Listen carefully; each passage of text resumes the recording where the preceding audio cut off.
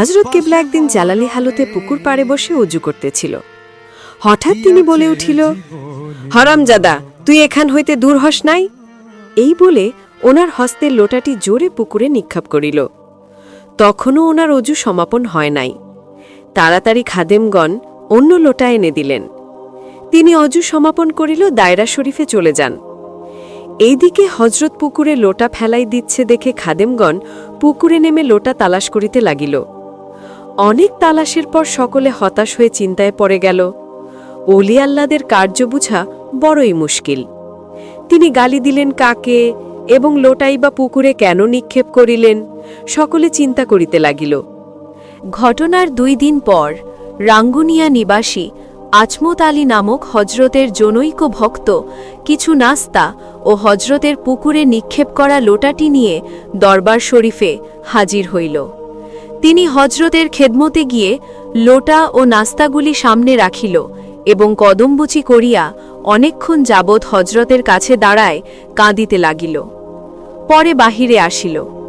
সকলে তাহাকে লোটা কোথায় পাইলেন জানিতে চাহিল। তিনি বলিতে লাগিল, সেই এক অপূর্ব ঘটনা।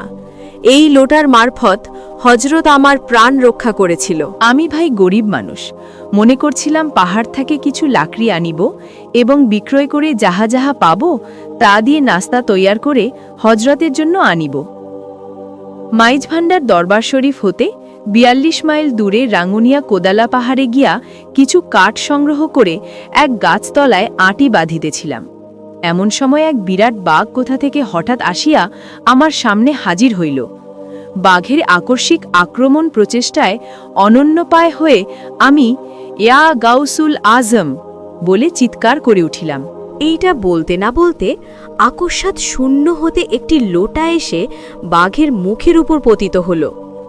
বাঘটি ভয়ে চিৎকার করে পালিয়ে গেল এবং আমি বাঘের কবল হইতে রক্ষা পেলাম এবং লোটাটি হাতে লইয়া দেখিলাম ইহা হজরতের লোটা।